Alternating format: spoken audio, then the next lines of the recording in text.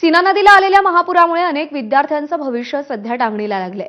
अनेक विद्यार्थ्यांचे शैक्षणिक साहित्य पुराच्या पाण्यात वाहून गेलंय, तर कागदपत्रांचा अक्षरशः चिखल झालाय।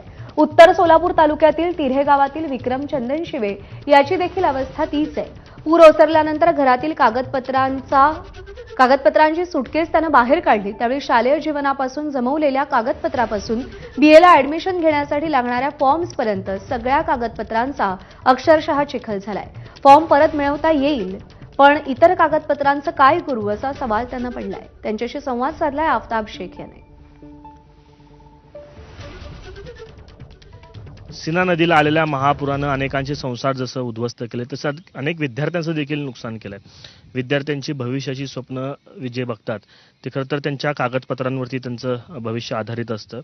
आणि हे विक्रमचं सगळं भविष्य, विक्रम चंदनशिवे माझ्यासोबत आहे आणि त्याची ही सगळी भिजलेली कागदपत्र आहेत। घरात त्याने 2 सुटकेस ठेवलेले होते आणि पूर्ण आता भिजून गेलेले आहेत, चिखल त्याच्यात झालाय। विक्रम, काय काय नुकसान झालं सगळ्या याच्यामध्ये? माझं आता ओरिजिनल एलसी पूर्ण भिजलेलं आहे, माझं कास्ट सर्टिफिकेट आणि रेशन कार्ड भिजलेलं आहे। जी मला आता आवश्यक होती ऍडमिशनसाठी ती माझी कागदपत्र पूर्ण भिजलेली आहेत। आणि मला आता बीएला शिवाजीला ऍडमिशन घ्यायचं होतं। ज्या दिवशी मला ऍडमिशन घ्यायला जायचं होतं त्या दिवशी घरामध्ये आमच्या पाणी शिरलं होतं। मला जरा दाखव काय काय आता ते आपण सुटकेस तू ओपन केलाय, त्याच्यामध्ये काय काय आता दाखव, कुठले मला सांग रहा। आता ही मार्क लिस्ट आहे, ही बी पूर्ण भिजली आहे। परत पूर्ण ही कास्ट सर्टिफिकेट सुद्धा भिजलेलं आहे पूर्ण। कास्ट सर्टिफिकेट आहे तुझं? कास्ट सर्टिफिकेट आहे। परत एलसी ओरिजिनल पूर्ण आता ह्याचा चिखल झालेला, ही ह्याची घडी सुद्धा निघत नाहीये। 11वी 12वीचे परत 10वी पासूनची सर्व कागदपत्रे जी आहेत ना, आता ही 10वीच आहे माझा। 10वीचं सुद्धा मार्क लिस्ट पूर्ण भिजलेलं आहे। तू एकटेच आहे? बहिणीचं पण आहे? बहिणीचं सुद्धा आहे, पण बहिणीचं वेगळं आहे ह्यात आहे का। आता ही नोट्स जी आहेत माझ्या, ही माझ्या पूर्ण 11 12वीच्या फाईल आहेत। परत माझ्या ऍग्रिकल्चरला मला पुढे जाऊन ऍडमिशन घ्यायचं होतं, ती सुद्धा सगळ्या नोट ह्याच्यामध्येच होत्या।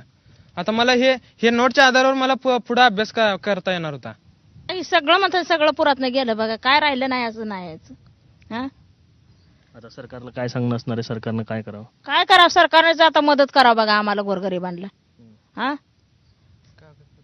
कागदपत्राचं ती असं आहे, काय करायचं आता? याचं शिक्षण महत्वाचं आहे का नाही सांगा?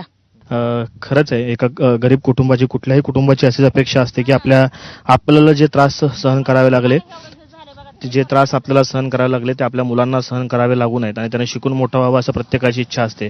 मात्र महापुरानं जे नुकसान केलंय हे त्याच्या समोर आपल्याला या ठिकाणी बघताय। कॅमेरा पर्सन युगपाल दिसा, आफताब शेख, एबीपी माझा, सोलापूर। आणि ही परिस्थिती जाणून घेतल्यानंतर बुलेटिनमध्ये एक छोटासा ब्रेक, पाहत रहा एबीपी माझा।